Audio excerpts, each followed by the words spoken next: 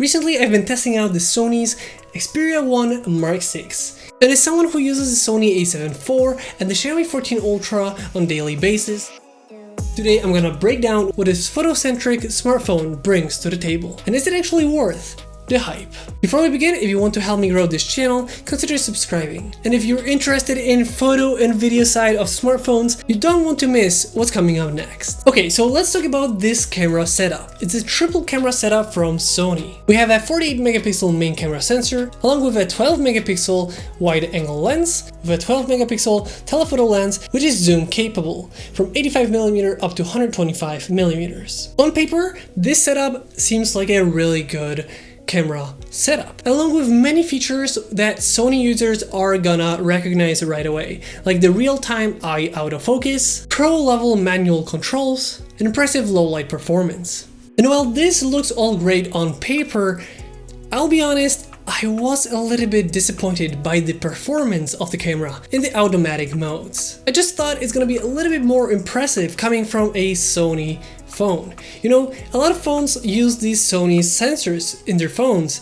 but then the software does a really good job of taking photos. So I was expecting that the ones that make the sensors themselves are gonna be the ones to really push the photo boundaries. And compared to competition in 2024 in the flagship category, I just feel like it falls a little bit short. The photos just lack a little bit of saturation and dynamic range. And that is especially seen in the portrait mode, where the dynamic range really falls apart. For example, compared to the Xiaomi 14 Ultra in the portrait mode, not only the dynamic range is much better, but also the bokeh effect, so the depth of field, the background blur, is much more natural in its final product. The wide-angle lens was a good surprise for me. I wasn't expecting it to be that good. Usually on the smartphones, the wide-angle lens is the worst one, and usually the one that I just feel like is always the worst of the all options that we have on the smartphone. But here, I really was expecting a little bit less than we actually got. So if you're into like architectural photography, this is a great option, and it's a really good wide-angle lens. And that even comes to the video department that we're gonna talk about in a second.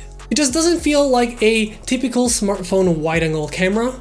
It looks much better, and it has really nice sharpness in the photos. The telephoto lens is the one that I was expecting a little bit more from it. On paper, it's really nice with a zoom capabilities, which is just not heard of in the smartphones in 2024. But in real-world usage, I feel like it disappointed a little bit. It just didn't live up to the expectations. With 12 megapixel, it's not the sharpest, and it just isn't the clearest in the photos. But also the dynamic range isn't anything to write home about. So in short, it really lacks in the details, sharpness, and dynamic range. But in the manual mode, this is where this phone actually takes a turn. You can set up all of the settings by yourself and also shoot in JPEG and RAW.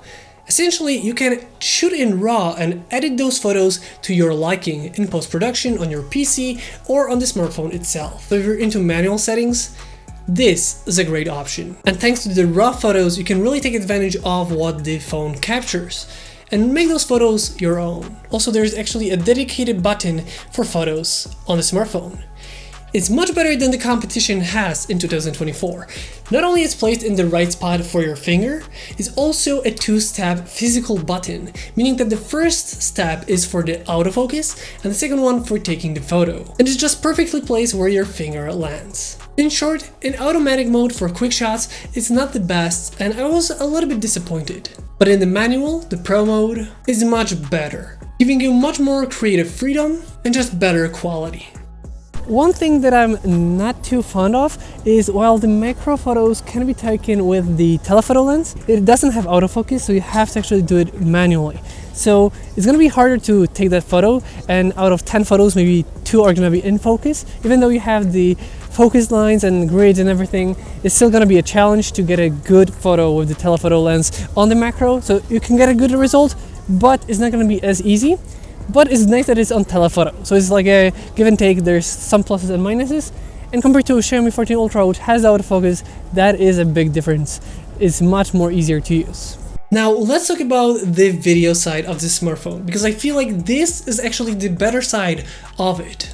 You can actually shoot up to 4K 120 frames per second on all of the different lenses, which is incredible to see, as a lot of companies usually have the main sensor being the most capable and everyone being a little bit different. But here you have 4K 120 frames per second on all of them. And in 4K 60 frames per second, you can switch between the lenses while recording, which I just love on smartphones. The switch between the lenses is a little bit slower here compared to the competition. Overall, you can adjust the shutter speed and focus on this, and you even have help for focus when shooting in manual focus. And even this sounds here when shooting the videos sounds exactly like the full frame cameras from Sony.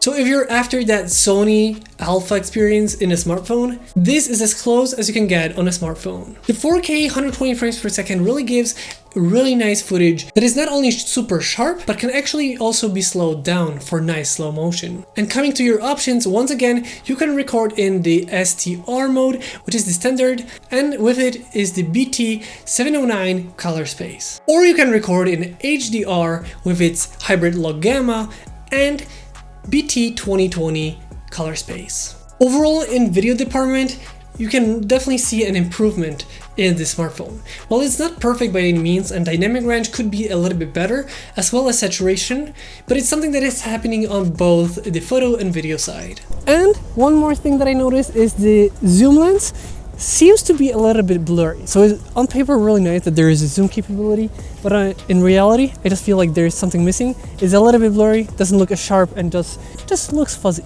By the way, if you're wondering where the music in this video or any other of my work is from, I'm gonna link down below the music that I use. It's great for creators, so if you want to make videos yourself or already making them and want to be able to monetize your channel, check out the link down below for music. Really quickly, just going over the design and the build quality and overall how good the phone is. In itself, I feel like this phone is really, really nice. We were not expecting it to be so nice in person, in hand. It looks really nice, it's great for design itself, and it has a glass back with a texture which is really nice in hand, and also it's aluminum body frame, which means it's really good for durability. Really nice in terms of ergonomics and overall how it looks. It's really good looking. It also has the camera photo button, an audio jack, which a lot of people are gonna really love that there's an audio jack on this, and also you have capabilities to actually extend your storage with the SIM tray capable of SD storage, making this a really unique and incredible phone in 2024. The only thing that I'm not really a fan of is the bezels on the top and the bottom.